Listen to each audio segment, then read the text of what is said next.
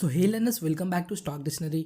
आज की वीडियो में मैं आप लोगों को एक simple pull back trading strategy बताने वाला हूं, जिसके हेल्प से आप अपने ट्रेडिंग को इम्प्रूव कर सकते हो। तो बिना टाइम वेस्ट किए वीडियो को शुरू करते हैं। सो पुल बैक होता क्या है? आप लोगों को पता होगा, मार्केट जब ट्रेंड में होता है तो डायरेक्ट ऊपर या नीचे नहीं जाता। मार्केट करेक्शंस के साथ आगे बढ़ता है और इस करेक्शन को हम फैंसी टर्म में पुल बैक बोलते हैं। अब बात करते हैं as a trader pull back हमारे लिए क्यों इंपॉर्टेंट है। Let suppose market up trend में है और हम यहाँ बाय करते हैं। पॉसिबिलिटी है कि मार्केट डायरेक्ट ऊपर ना जाकर एक पुल बैक के बाद ऊपर जाए। सो रिस्क लेने से बेटर हम एक पुल बैक का वेट करेंगे, जिससे हमारे लॉस के चांसेस कम जाते हैं। पर हमें पता कैसे चलेगा ये पुल बैक यहाँ एंड होगा और यहाँ से मार्केट ऊपर जाएगा? सो आज मैं आपको 3 लेवल्स बताऊंगा जहाँ यूजुअली पुल बैक एंड होता है और फिर प्राइस अपने ट्रेंड को कंटिन्यू करता है।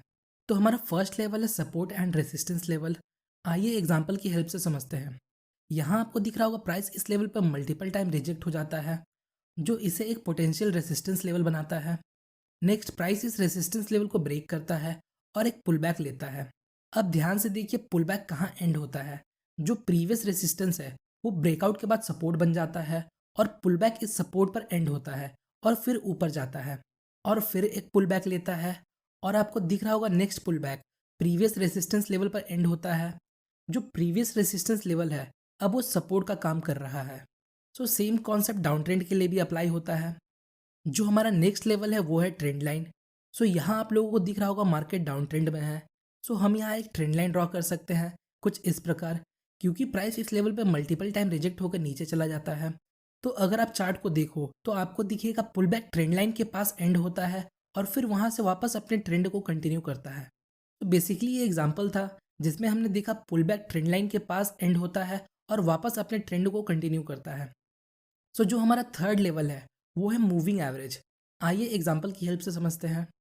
सो यहाँ आपको दिख रहा होगा मार्केट अप ट्रेंड में है। सो हमने चार्ट पे 50 पीरियड मूविंग एवरेज को अप्लाई किया। इस स्पेसिफिक एग्जांपल के लिए हमने 50 मूविंग एवरेज का यूज़ किया, क्योंकि 50 पीरियड मूविंग एवरेज पर ये स्टॉक मल्टीपल टाइम पास्ट में रिएक्ट कर चुका है, तो पॉसिबिलिटी है आगे भी करेगा। मार्केट अदर मूविंग एवरेज पर भी रिएक्ट कर सकता है, like 20 period, 100 period and 200 period. So आपको according to past data moving average को अप्लाई करना है। यहाँ आपको दिख रहा होगा मार्केट मूविंग एवरेज पर पुल बैक लेकर मल्टीपल टाइम ऊपर चला जाता है। सो ये एक एग्जाम्पल था जहाँ पुल बैक मूविंग एवरेज के साथ रिएक्ट कर अपने ट्रेंड को कंटिन्यू करता है। आपको कुछ ऐसे सिचुएशन भी मिल सकते हैं जहाँ आपको at a time multiple level मिल सकता है, जो हमारे लिए एक बेटर इंडिकेशन होता है। एग्जाम्पल देखते हैं। यहाँ चार्ट पर 50 पीरियड मूविंग एवरेज अप्लाइड है और आपको दिख रहा होगा प्राइस मूविंग एवरेज पर एक पुल बैक लेता है। पर अगर आप ध्यान से देखो तो हमारे पास यहाँ एक सपोर्ट लेवल है। सो इसे हम एरिया ऑफ हाई कॉन्फ्लुएंस कहते हैं। यूजुअली जब प्राइस एरिया ऑफ कॉन्फ्लुएंस को अप्रोच करता है तो एक रिवर्सल की हाई पॉसिबिलिटी होती है। पर एक बात ध्यान में रखिएगा, जस्ट बिकॉज प्राइस ने अपने की लेवल को अप्रोच किया, आपको ब्लाइंडली ट्रेड नहीं लेना है। प्राइस इसके बावजूद भी नीचे जा सकता है।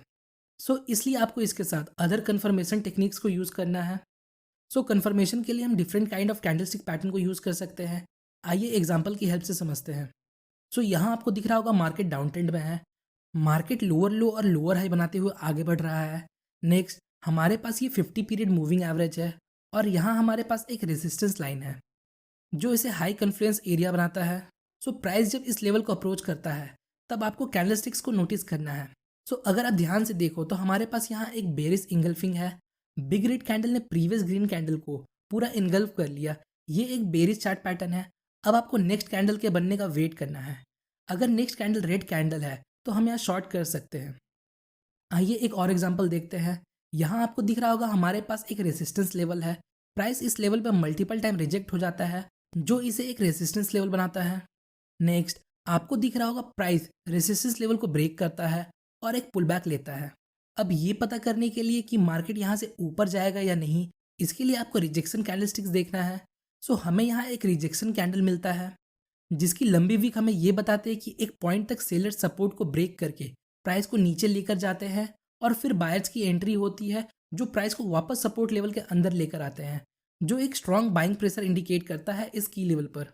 और कंफर्मेशन के लिए आपको देखना है अगर नेक्स्ट कैंडल ग्रीन कैंडल है तो हम यहाँ बाय कर सकते। आइए एक और एग्जांपल देख। सो यहाँ आपको दिख रहा होगा मार्केट डाउन ट्रेंड में है। सो हमने एक ट्रेंड लाइन ड्रॉ किया कुछ इस प्रकार और प्राइस इस वक्त अभी ट्रेंड लाइन के पास है। तो अब हम कैसे पता करेंगे कि प्राइस इस लेवल से नीचे जाएगा? तो इसके लिए हम एक मिनी ट्रेंड लाइन ड्रॉ करेंगे कुछ इस प्रकार। अगर प्राइस इस मिनी ट्रेंड लाइन को ब्रेक करता है तो हम यहाँ शॉर्ट कर सकते हैं। एक और एग्जांपल देखते हैं। सो यहाँ आपको दिख रहा होगा मार्केट अप ट्रेंड में है। सो हमने एक ट्रेंड लाइन ड्रॉ किया। अब कंफर्मेशन के लिए हमें एक मिनी ट्रेंड लाइन ड्रॉ करना है। सो जब ये मिनी ट्रेंड लाइन ब्रेक हो जाए तो हम यहाँ ट्रेड ले सकते हैं। सो एट दिस पॉइंट हमारा मिनी ट्रेंड लाइन ब्रेक हो जाता है और साथ ही साथ हमें यहाँ एक बुलिश एंगल्फिंग पैटर्न मिलता है जो हमारे लिए एक बोनस है। सो अब हम यहाँ बाई कर सकते हैं। याद रखिएगा, आपको मिनी ट्रेंड लाइन ज़बरदस्ती ड्रॉ नहीं करना। अगर आपको मिनी ट्रेंड लाइन ड्रॉ करने का एरिया मिले तो ट्रेंड लाइन ड्रॉ करिए, वरना ट्रेंड लाइन प्लस कैंडलस्टिक पर ट्रेड ले सकते हैं। सो होपफुली गाइस आपको इस वीडियो से थोड़ी इन्फॉर्मेशन मिली होगी। अगर आपको हमारी वीडियो इन्फॉर्मेटिव लगी तो वीडियो को लाइक और चैनल को सब्सक्राइब जरूर करें। मिलते हैं नेक्स्ट वीडियो में, तब तक के लिए best of luck for stock journey.